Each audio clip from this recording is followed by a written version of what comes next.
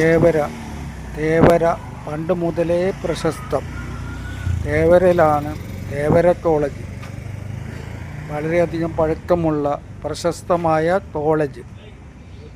പണ്ട് എറണാകുളത്ത് ബികോം പഠിക്കാൻ ആ കോളേജ് മാത്രമേ ഉണ്ടായിരുന്നുള്ളൂ. തുടർന്ന് സെൻറ്റ് ആൽബർട്ട്സും വന്നു. ഇപ്പോൾ ബികോം കോഴ്സ് നടത്താത്ത കോളേജുകളൊന്നുമില്ല. ഇതാ തേവരയിലെ കായൽ. അതിവിശാലമായ കായലാണ്. സുന്ദരമായ കായൽ. അപ്പുറത്തെ കര, 3 കര കാണാം. 3 കരയിലും ജനങ്ങൾ തിങ്ങിപ്പാർക്കുന്നു. തേവരയുടെ 3 വശവും വെള്ളമാണ്. അതുകൊണ്ട് VIP-കൾ എല്ലാം തേവരയിൽ വന്ന് താമസിക്കുന്നു. തേവര ഫെറി വരെ ബസ്സുണ്ട്. ഇതാണ് ഫെറി. ഇവിടെ വരെ ബസ്സിന് വരാം. വേറൊരു കാര്യം, പണ്ട് മുതലേ അന്യനാട്ടുകാർ താമസിച്ചിരുന്ന സ്ഥലം തേവരയാണ്. നേവിയിൽ വർക്ക് ചെയ്യാൻ അധികം ഔട്ട്സൈഡ് സ്റ്റേറ്റിൽ നിന്ന് ജോലിക്കാർ വരുമായിരുന്നു. അവരെല്ലാം തേവരയിലെ ഏതെങ്കിലും വീട്ടിൽ തിങ്ങിപ്പാർക്കും. 1 മുറിയോ 2 മുറിയൊക്കെ മതി അവർക്ക്. ഇപ്പോൾ കേരളം മുഴുവൻ അന്യനാട്ടുകാരുണ്ടല്ലോ. തേവര മാർക്കറ്റും പ്രശസ്തമായിരുന്നു. പണ്ട് നമുക്ക് പോർത്തിറച്ചി കിട്ടാൻ തേവര തന്നെ പോരണമായിരുന്നു.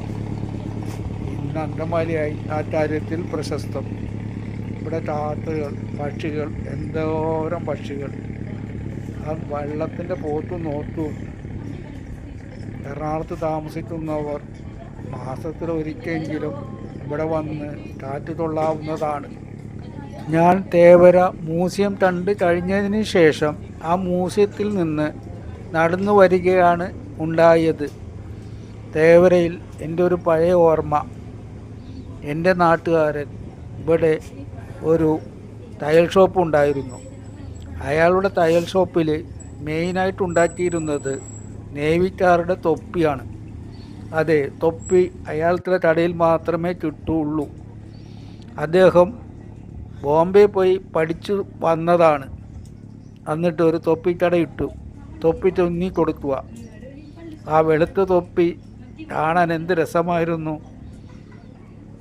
ഇപ്പോൾ അങ്ങനത്തെ തുന്നിക്കൊടുക്കുന്ന ആൾക്കാരുണ്ടോ എനിക്കറിയില്ല.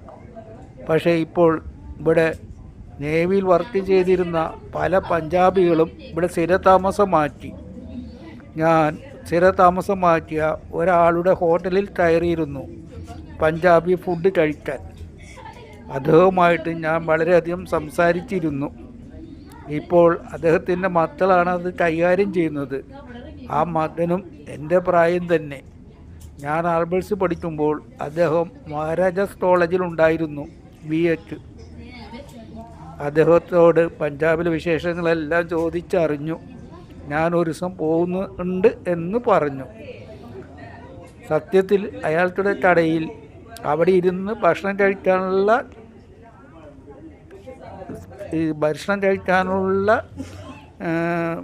ഭക്ഷണം ആർക്കും കൊടുക്കുന്നില്ല കടയിൽ. എല്ലാം പാർസലാണ്.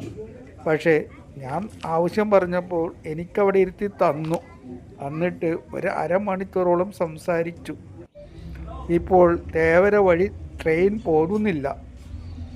അതും ഒരാശ്വാസമായി. അതല്ലെങ്കിൽ ഈ തേവരയിലെ ഗേറ്റ് അടച്ച് ഫോർട്ട് കൊച്ചിയിലേക്കും മട്ടാഞ്ചേരിയിലേക്കും തോപ്പുംപടിയിലേക്കും പോണവർക്ക് ബുദ്ധിമുട്ട് അതുമായിരുന്നു.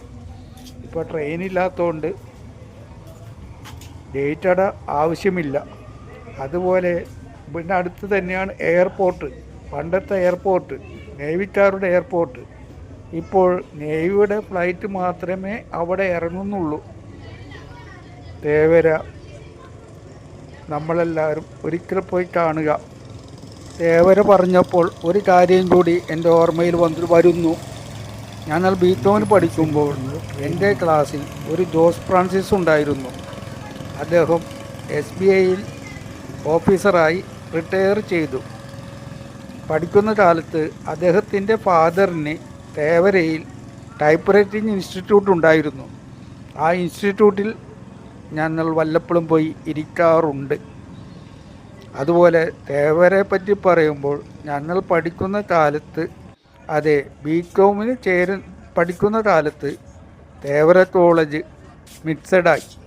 അപ്പോഴും ഞങ്ങളുടെ ആൽബർട്സ് മിക്സഡ് ആയില്ല. അതിൻ്റെ ഒരു സങ്കടം ഞങ്ങൾക്കുണ്ടായിരുന്നു. തേവര കോളേജ് അന്ന് ഞങ്ങൾക്ക് പോകാൻ താല്പര്യമുണ്ടായിരുന്നില്ല. കാരണം വേറൊന്നുമല്ല, അവിടം വരെ നടക്കണം. അന്ന് ബസ്സുകളൊന്നും ഉണ്ടായിരുന്നില്ല. എനിക്കൊരു ഓർമ്മ വരുന്നുണ്ട്, ഞങ്ങളുടെ ക്ലാസ്സിൽ പഠിക്കുന്ന പിള്ളേർ ഒരു ബസ് മുതലാളി പറഞ്ഞിട്ട് റോഡ് തടസ്സപ്പെടുത്തി, ബസ്സുകളെ തടസ്സപ്പെടുത്തിയിട്ടുണ്ട്, തേവരക്ക് ബസ് വേണമെന്നും പറഞ്ഞ്. അതും ആൽബർട്സിലെ സ്റ്റുഡൻസ്. ഈ തേവര തൊട്ടടുത്ത് തന്നെയാണ് തേവരപ്പാലം. തേവരപ്പാലത്ത് ഇരുന്ന് ചൂണ്ട ഇടുന്ന ധാരാളം.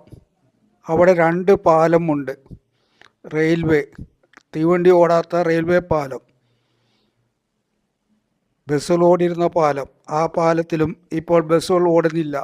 ചൂണ്ടക്കാർക്ക് സൗകര്യപ്രദമായി 2 പാലത്തിലിരുന്നും ചൂണ്ടയിടാം. കൂലികളാണ് കിട്ടുന്നത്. എന്നാലും അവർക്ക് കൂലികൾ കിട്ടുന്നുണ്ട്. അവർക്ക് സമയവും പോയി കിട്ടും. ഞാൻ കുറേ നേരം അവിടെ നോക്കി നിന്ന് എന്നിട്ട് നേരെ വീട്ടിലേക്ക് പോന്നു.